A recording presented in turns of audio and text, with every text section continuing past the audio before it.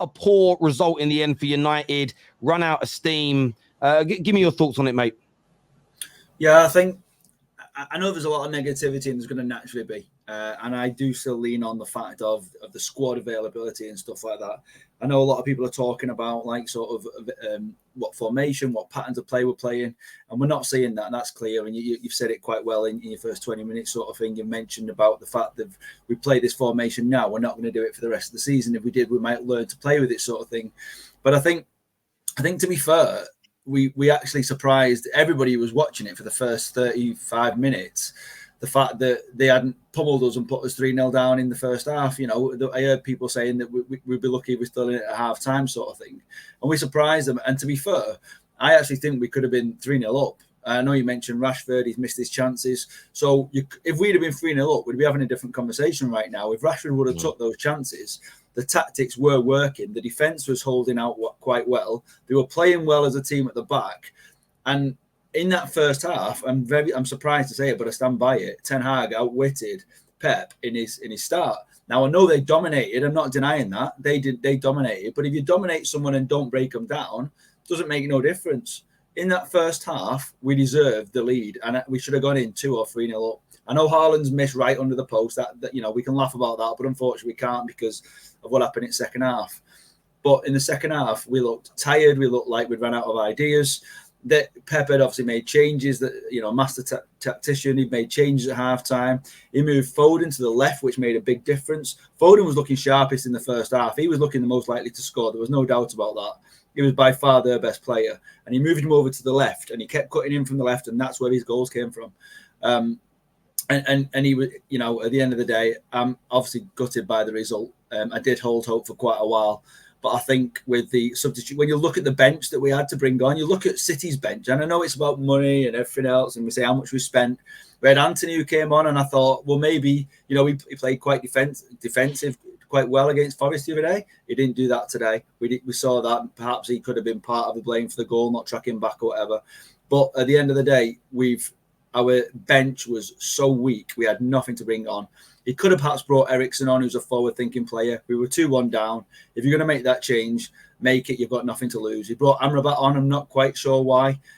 So to me, that was the mistake, bringing Amrabat on. Rashford looked shattered. Garnacho looked done about the 65th minute, something like that. Johnny Evans going off changed the game for me. But I know that was 68th minute, and he was carrying an injury before the game started. So gutted with the result. More pleased with the performance than what he expected I was going to get. But overall, it is what it is. Do you know what I say, Phil? I totally get what you mean. I think first 30 minutes, I wasn't annoyed we played the way we did. But what sort of stood out to me is I'm fine playing this way away from home against better teams than us. But it's got to be something that we do religiously so that we know how to handle it for 90 minutes. And up until Liverpool away this season and then this game today, we've not tried to play like that enough under Ten Hag.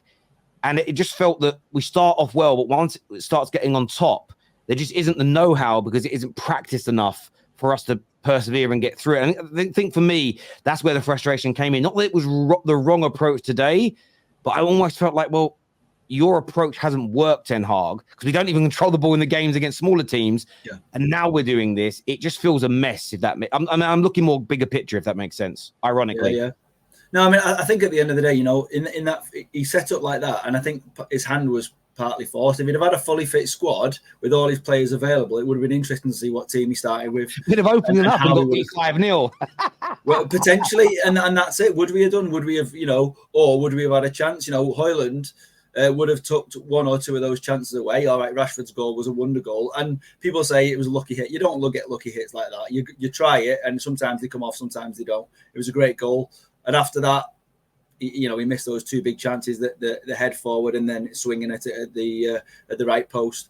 But at the end of the day, we did miss some key players today, and you're going up against, as you've said, one of the best teams in the world at the moment. And when you look at their bench who they had out there, they had like Kovacic, they had Alvarez who came on, they had Guardiola, Akanji, Mateus Nunes, all players who we would love to be in our team. Didn't even get a minute in that game. So that's the level that we were competing against, and the players that we had, you can't. We've never even heard of half of them before because they're from the development squad who No disrespect to them, but when you're going up against the best in the world, you've got to have your best players available, and we didn't have it today. We tried, we failed. Simple as that. I don't say it's a bad day at the office. I hear you, mate. Rhino, I mean, what was your take on United today, bro? Look, I'm with Phil. Honestly, I'm with Phil. Normally, obviously, I always I'm generally upset with Ten Hag as an overall coach anyway. But let's be realistic. We have to look at where United are at. If we're gonna think that we had some hope in the game, then we'll all be called delusional. At the end of the day, we knew City were gonna come. We knew City were gonna dominate. And we knew City were gonna win. So looking at it from Phil's standpoint, it makes sense to me. I thought it was gonna be a lot worse. You know, I'm not surprised City had the ball. I'm not surprised that, we were defending most of the game because that's what was expected. Look at what happens when we play the lower teams. We're just as bad no matter what team we play. So from a standpoint of the first 45 minutes, I'm thinking to myself, oh, this game's not going the way I've expected it. The team seemed to be a bit more defensive and a bit more resolute in the defense. In the defense, there seems to be a bit more cohesion. There seems to be a bit of a mentality there. Varane, I think, played out of his skin as well. So as much as City had the ball, as much as we kind of played the counter-attack football technique, which is the only way we could play, I'm with Phil on this one. I'm not disappointed because I already expected this. The only way I'm going to be upset is if I felt like we could win, and that's where I felt like if we did hold on for the whole 90 minutes, maybe we could have got a draw out of this game. But at the end of the day, like you said, Terry, we don't have the experience to play this way of football for the whole 90 minutes because we don't consistently play it. So, yeah, that's where I'm at with it, man. Yes, I'm disappointed, but at the same time, I always knew we were going to lose. So it's about how we lost. I don't ever want to lose to City. To me, even if we lost like 2-1, I'll still be disappointed because I think a draw is the way we should lose because at the end of the day, there's teams that are lower on paper than us and they still can give City a better game. So why can't we as players? You know what I mean? Why can't we as Manchester United, as the players they are, why can't they do the same, basically? So, yeah, that's where I'm at with it, to be fair. I hear you, bro. Dizzy, we're going to come to City fans in a second. Sophia, thank you for joining us as well. Dizzy, what was your take on it, brother? Bro, I'm completely on the other side of what everybody else has said. I hear what they're saying, and I think it's quite reasonable what they're saying.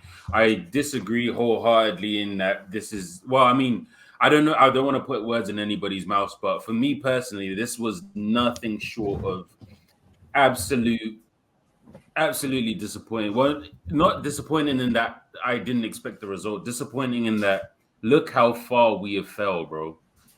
We played like Burnley today, bro.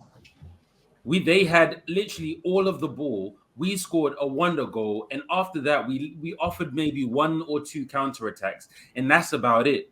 But other than that, we did not look like we were going to win that game. To me personally, even 1-0 up, I'm watching the game. I'm like, look at how beautifully City are passing around us. Look at the intricate passes, the way that they're moving the ball. If they're not creating the opening, they're recycling the ball all the way around us and back again and back again and back again. To me personally, this was prime United versus West Brom. To me, where West Brom fans are like, well, I mean, we scored a goal. It's cool. We did what we could, but it is what it is. They were always going to come and smoke us anyway. To me, that's an indictment on everything that's going on at United. Where we've got 11 games of the season left. We're -2 goal difference, and it stinks. We concede 17, 18 shots on target. Oh, not shots on target. 17, 18 shots every single game. And we have a -2 goal difference. And you decide that CE is the time, we're going to soak up pressure outside of our box and expect to get anything from the game. To me, it just seems illogical to me personally. That's where I'm at with it, to be honest. Yeah, listen, mate. I'm sort of really caught between a rock and a hard place. I get why we did what we did today, but it just highlighted to me what a bad position we're in. And look, there's a lot of tweets going around from mine where I thought Amrabat was going to be a game changer for us, and I have to hold my hands up and say he's been nowhere near it. But I don't blame Amrabat. I don't. The same as people saying Garnacho's not progressing. Of course he isn't. And by the way, young Mainu looks good. But if we continue down this path as a club, give it 12, 18 months, and that young man won't progress. If Phil Foden, 6-7 years ago, came through the Man United Academy, he wouldn't be this Phil Foden. He wouldn't be. KDB wouldn't be this KDB. This is not about individual players anymore. It's a little bit deeper than that. Canadian Cam, talk to us. I mean, I said last week I wouldn't be upset when we lose this game, so I'm not. I won't echo what everybody says. I'll just take some of the positives that I saw from it. Is I guess at this stage we can stop worrying a little bit about Onana. He's looking better. You know, he is. No, let's be fair to him. Like the guy made some unbelievable saves today. He made some unbelievable passes today. He I'm pretty sure he set off like 3 of our fast break. He had 3 of our break chances on his own, right? So that's something when I look at him, like, good. He's starting to at least become, because he's not going anywhere. You're not going to sell a keeper that you just paid X amount. So you have to look at the players that we know are going to be in our squad moving forward. What's the hope there? Like you said, who's not progressing, who is? Well, at least Onana's at least looking like he belongs in the Prem at this stage. So I know people are saying his hand could have been stronger on Foden's second goal. He was so close to him. It's extremely, I mean, people, if you played sport, your reaction, like getting down that quick when a guy's right there is pretty tough. So I'm not going to hate on him for that goal. Phil Foden, I mean, he's been City's best player this year, no? Right? Like, I mean, at the end of the day, the kid's unbelievable. I wonder what England's going to do. I think it's pretty clear he should be starting for that team moving forward. But yeah, that was an impressive display from him.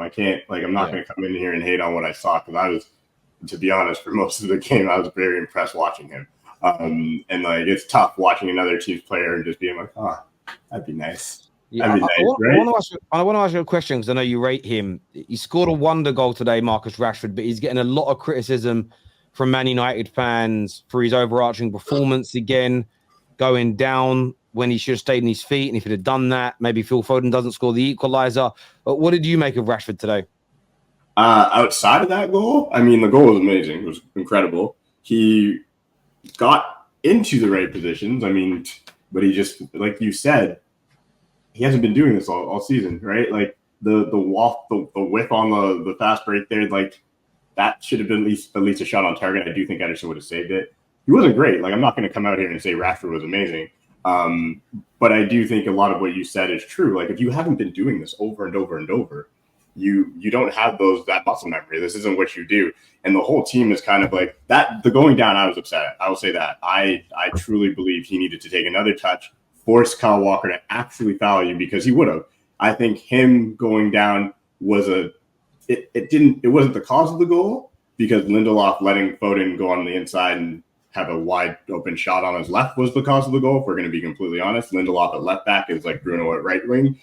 Both things, like, for me, are fireable offenses. I truly believe, like, this is the thing with Everton, how I am over it. Like I said it last week, he's doing things where you're like, we know Lindelof at left back doesn't work. I don't know who will work there. I don't know who's in the team, but you know Lindelof doesn't. So just don't do it, right? So with Rashford, to answer your question, he wasn't great today. Like, he wasn't, other than the goal. The goal was incredible, and anybody taking that goal away from him is stupid. Like, that goal was nasty. As soon as he hit it, I was like, that's a goal. You could just, you knew it was a nice goal. And then one more thing, because there's another player who everybody always comes down on, and Bruno did everything everybody expects of him today. He didn't do any of the crazy Hollywood passes. He kept it simple. He recycled the ball. He worked extremely hard. He was making all those runs for those breaks. He did everything everybody wants of him, and no one's speaking of it, because obviously we didn't win the game. But that's what people want from Bruno. I mean, there's a lot of times where I was like, I kind of wish he would have made that Hollywood pass. I kind of wish he would have.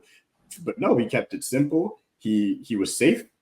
You're not hearing about that, right? So I think when you think about how our fan base is with the players they don't like and the players they like I'm seeing dudes out here still defending Pogba and stuff and talking about him. So I don't, like, our fan base is crazy when it comes to deciding when they want to. I agree. I thought Bruno he was good today, considering the tactics of the team, which was to not have possession. So people saying, oh, you he didn't maintain possession. That wasn't the plan today. He did do the right things on the ball. I do wish that Rashford and Garnacho was, you don't say this word with Bruno very often, but it was composed when they had the ball, when they were isolated, as Bruno was today, even for the goal.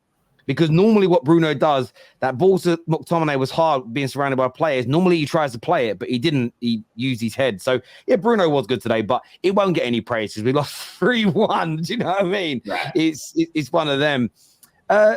Sophia, How are you? I'm fine. Good. You What are guys you here to good? say today? I mean, I had the worst anxiety prior to the game. I was thinking this is gonna be a horrible Sunday. My Sunday's already finished. And then, when Rashford had that screamer of goal, I lost it. I was thinking, dang, this might be a good game. You never know. But I felt like first half was really good. It looked like we had a proper game plan. We were following it. But then in second half, I felt like with some of the in-game management from Ten Hag, the substitutions wasn't really up to par. So I'll put this more on him. But I do feel like we were crumbled at the end. But overall, looking at that first half, it was really good. Onana, even though obviously the goals that we conceded doesn't really reflect it, he had a really good game in my opinion. Probably, arguably, maybe the best game in the Man United shirt, in my opinion. Johnny Evans, wow. Up until he got subbed off, he did his thing. Looked very solid. Varane, Rolls Royce for Varane. That's all we're gonna say. Garnacho, though, I am one of those people that I do like Garnacho, but the kid is still very raw. Has a lot of potential, but he's been overplayed way too much. This is not a kid that should be playing week in, week out. You should be having an Anthony or somebody else to come in there to offload him a little bit, in my opinion. Rashford, I don't think it was bad. He was all right. Incredible goal, but probably could have had himself a hat trick in some moments, but it is what it is. Other than that, Lindelöf, a little bit shaky here and there. Amrabat, a bit disappointed when he came in and did that. You're a grown man. Didn't really need to do that, brother, but it is what it is. Other than that, it's frustrating how the game ended when you felt like we could have left her with something. The crazy thing for me is I agree that the third goal hurt me. It was like, because now the scoreline, like 2-1, here's how bad my club is and how far things have fallen. I was like, I'm gutted to lose, but 2-1, it's respectable. And then you start thinking, Jesus. Before I go to the